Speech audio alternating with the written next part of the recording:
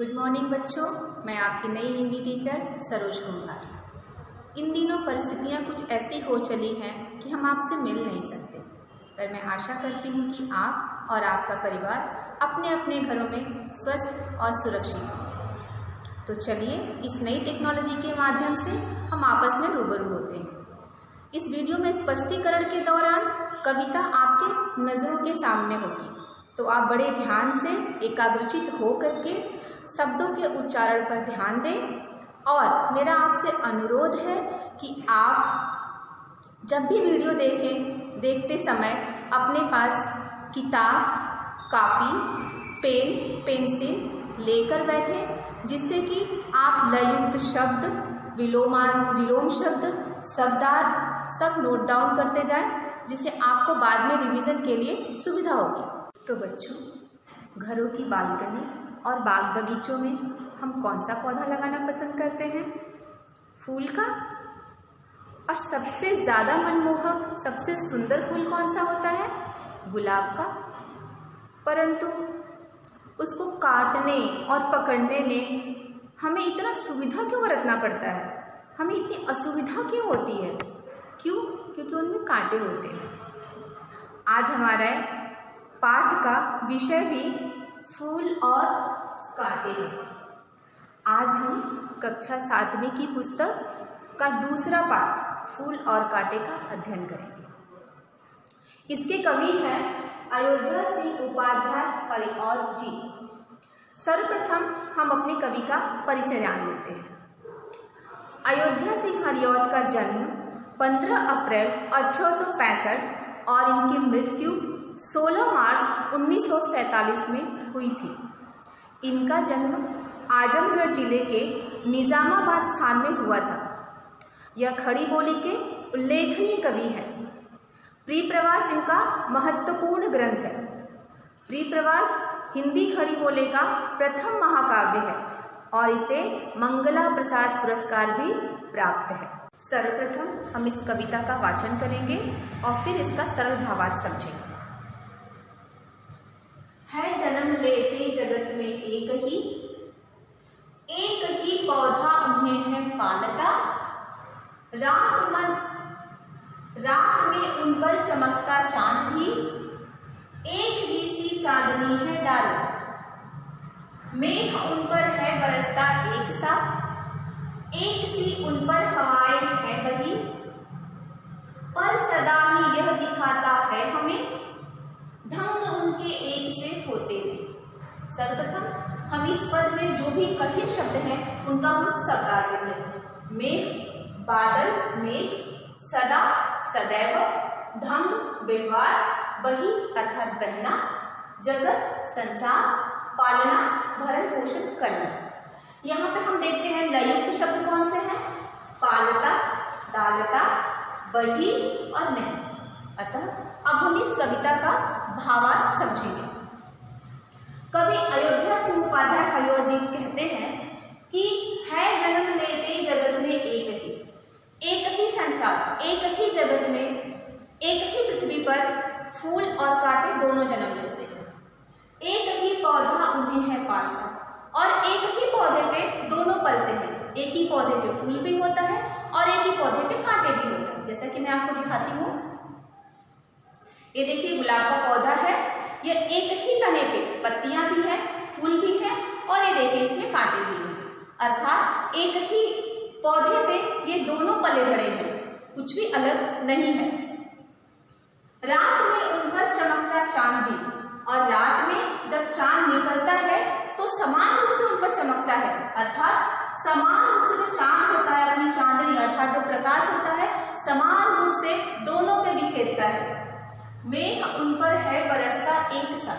मेघ अर्थात बादल, बादल जो है उन पर समान रूप से बरसता है, कहीं कम और कहीं ज्यादा नहीं। धूप भी हो वो समान रूप से होती है, बारिश भी है वो भी समान रूप से होती है। एक सी उन पर हवाएं है बही, और जो हवा चलती है वो चाहे वो ठंडी हो या गर्म हो, सारी हवाएं एक सी उन दोनों पे बहती हैं, फूल पर भी और कांटे पर भी। पर सदा ही यह दिखाता है हमें, पर हम सदा ही, सदैव ही यह देखते हैं। क्या देखते हैं? ढंग उनके के एक से होते नहीं। क्या देखते हैं कि उनके जो ढंग है, जो उनका व्यवहार है, फूल और कांटे का जो व्यवहार है वो दोनों का बड़ा ही अलग होता है, बड़ा ही जुदा होता है, बड़ा ही विरोधी होता है।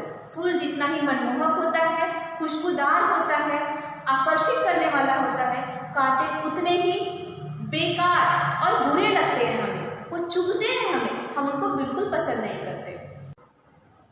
बच्चों, हमने 2 पदों का अध्ययन किया जिसमें हमने देखा कि प्रकृति फूल और कांटे को समान रूप से, समान भाव से पालती है, लेकिन दोनों के व्यवहार में बहुत अंतर होता है। आज हम आगे के 2 पदों का अध्ययन करेंगे। सर्वप्रथम मैं इसका वाचन करूंगी, उसके बाद मैं आपको इसका सरल भावार्थ समझाऊंगी। छेद कर काटा किसी की उंगलियां, फाड़ देता है किसी का वरवसन, प्यार डूबी तितलियों के पर कतर, भौर का है भेद देता शाम तक। फूल लेकर तितलियों को गोद में, भौर को अपना अनूठा रस पिला, निज सुगंध और निराले रंग से, है सदा देता कली जी की खिला। सर्वप्रथम हम इसमें देखते हैं कि लययुक्त शब्द कौन कौन से हैं। पहला है पीला और दूसरा है खिला, ये दोनों लययुक्त शब्द हैं। इसके बाद हम इसका जो कठिन शब्द हैं इस पैराग्राफ में, इस पद में, उसको हम देख लेते हैं। पहला है वर, सुंदर,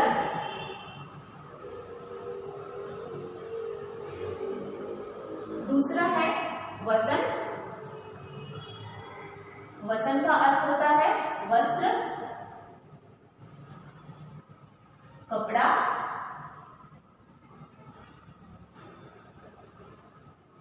पर का यहाँ पे मतलब होगा पंख।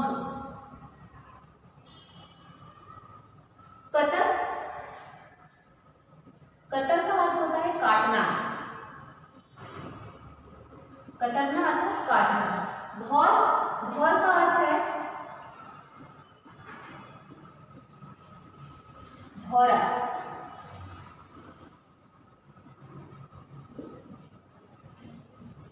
भेद, भेद का अर्थ होगा छेदना।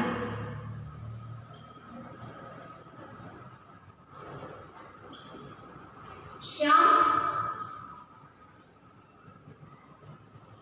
श्याम का अर्थ होता है काला, काला रंग। और तन का अर्थ होता है शरीर। अतः शब्दार्थ के बाद हमें इसे, इसका भाव समझने में काफी आसानी होगी। तो देखते हैं कवि ने क्या कहा है। छेद कर काटा किसी की उंगलियां, फाड़ देता है किसी का वरवसन। कांटे के कार्य को बताया है, कांटे की विशेषता को यहाँ बताया है। जो कांटा होता है, जब भी हम किसी फूल को तोड़ने के लिए जाते हैं, गुलाब के फूल को जब हम तोड़ने के लिए जाते हैं, तो अगर हमारा जो उंगली है, अगर उसे स्पर्श किया किसी कांटे से, तो हमारी उंगलियों में चुभ जाता है, खून निकलने लगता है और हमें बहुत पीड़ा होती है। फाड़ देता है किसी का वरवसन, और यहाँ पे क्या करता है, यहाँ पे आपने देखा होगा जब आप किसी बाग बगीचे में आप जाते हैं या आपकी मम्मी जाती हैं और हमने अपने कपड़ों के प्रति सावधानी नहीं बरती और अगर हमारा कपड़ा उन कांटों से उलझ गया, निकलने को तो निकल जाता है, लेकिन क्या होता है, वहाँ निकलने के बाद वहाँ पे छेद हो जाता है, अर्थात वहाँ से जो कपड़ा होता है वो फाड़ देता है, अर्थात हमारे सुंदर कपड़ों को कांटा क्या करता है, फाड़ देता है। प्यार डूबी तितलियों के पर कतर, और उसका तीसरा काम क्या है, जो प्यार में डूबी तितलियां फूलों पे मंडराने के लिए जाती हैं, फूलों का रस चूसने के लिए जाती हैं, और जब वो कांटे से होकर गुजरती हैं तो वो जैसे ही उनका पंख कांटों से स्पर्श करता है, उनके पंखों को क्या करता है, कांटा फाड़ देता है, कतर देता है, काट देता है। भौर का है भेद देता शाम तक, और कांटे का काम यही नहीं रुकता है, अगर भौरा जो होता है वो भी एक प्रकार का तितली की तरह ही रस चूसने के लिए जाता है फूलों का। जब भौरा फूलों के पास जाता है और वो कांटों से जब गुजरता है तो क्या करता है कांटा, उसके शाम तक, उसके काला जो शरीर, भौरा जो होता है काले रंग का होता है, उसके काले शरीर को वो क्या करता है, शाम तक को क्या करता है, वो भेद देता है, अर्थात अगर उससे होकर वो गुजरता है तो वो उसके अंदर भी चुभ जाता है, भौरे के तन अर्थात शरीर के अंदर भी वो चुभ जाता है। इस प्रकार हमने देखा कि कवि ने क्या बताया है, यहाँ पे कांटे के जितने काम वो सब के सब काम क्या है, निगेटिव है अर्थात नकारात्मक है। अब हम आगे के पद का अध्ययन करते हैं। ये दोनों जो पद हैं एक दूसरे के विरोधी हैं बिल्कुल। यहाँ पे कांटे की विशेषता बताइए और यहाँ पे फूल की विशेषता बताइए। जिन जिन लोगों को कांटे ने नुकसान पहुंचाया है उन लोगों को फूलों के का जो व्यवहार है वो कैसा है, यहाँ पे देखते हैं। फूल लेकर तितलियों को गोद में, भौर को अपना अनूठा रस पिला, निज सुगंध और निराले रंग से, है सदा देता कली जी की खिला। सर्वप्रथम हम इसका भावार्थ देख लेते हैं।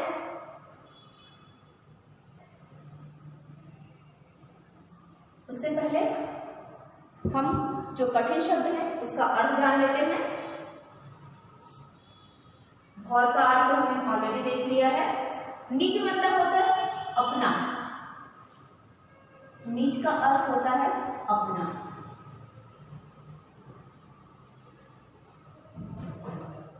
और जो है और का शॉर्ट फॉर्म है और जो है और का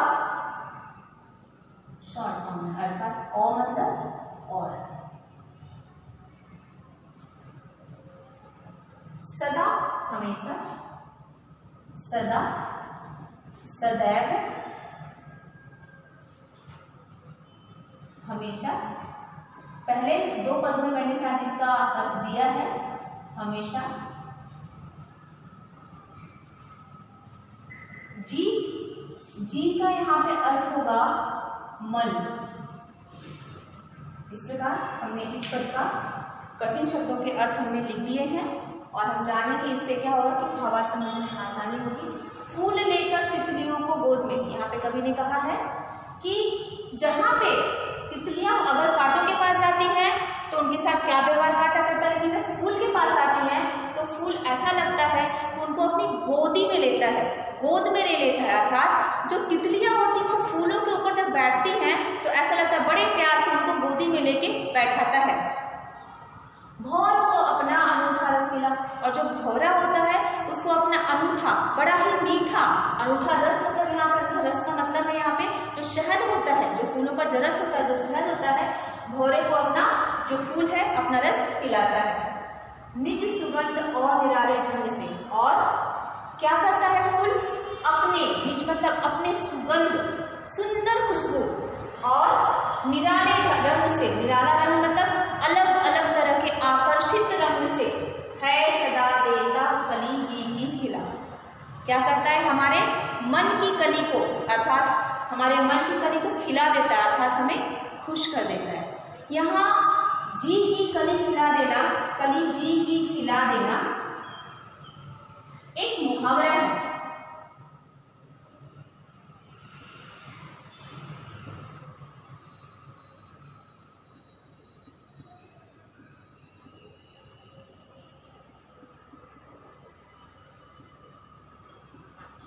यह एक मुहावरा है अर्थात खुश कर देना, इसका अर्थ होगा खुश कर देना।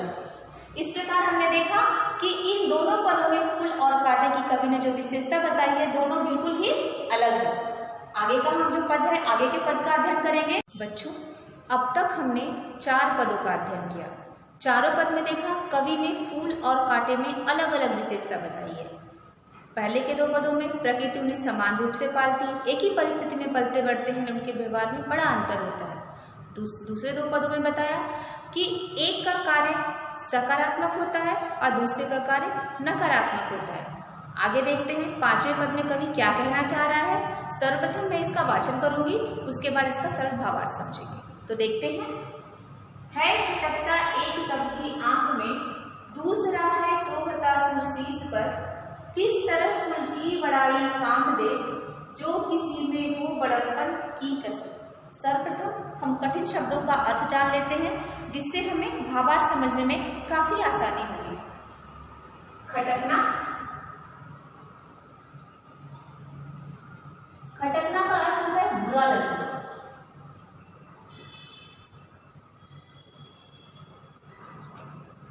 बुरा लगना। शोभता, शोभता का अर्थ होता है शोभा देना। शोभा। सुर, सुर का अर्थ होता है देवता, भगवान।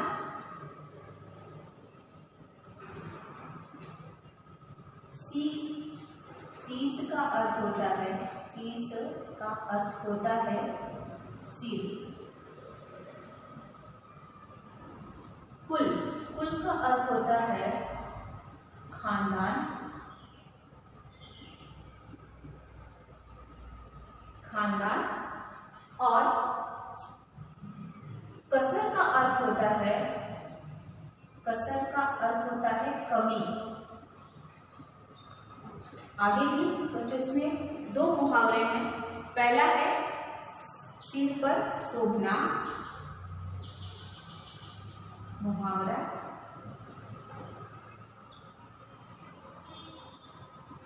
सिर की शोभा, सिर की शोभा।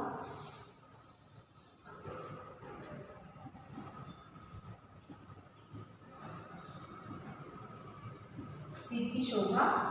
दूसरा है आंखों में खटकना,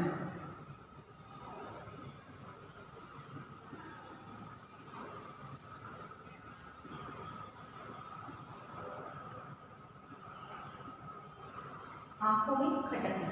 इस प्रकार इसमें दो मुहावरे आए हैं। अब हम इसका सरल भावार्थ समझेंगे। देखते हैं, है खटकता एक सबकी आंख में।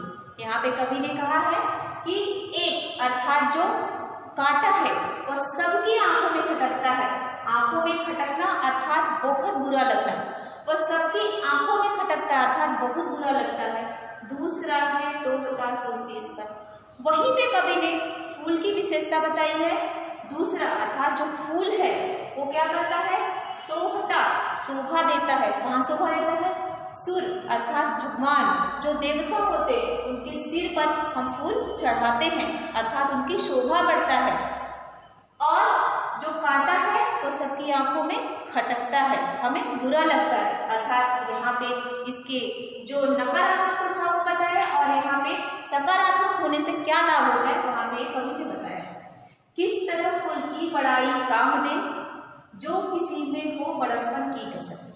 नीचे के दो पंक्तियों का अर्थ उल्टा करके देखते हैं। पहले हम नीचे की पंक्ति का अर्थ समझेंगे, उसके बाद हम ऊपर की पंक्ति का अर्थ समझेंगे तो ज्यादा आसानी होगी। जो किसी में हो बड़प्पन की कसर, अगर हमारे अंदर किसी के बड़प्पन, अच्छाई की कमी हो, कसर मतलब कमी, अगर हमारे अंदर हमारे काम में बड़प्पन की कमी हो, अच्छाई की कमी हो तो कुल की बड़ाई हमारे कार्य नहीं आती है।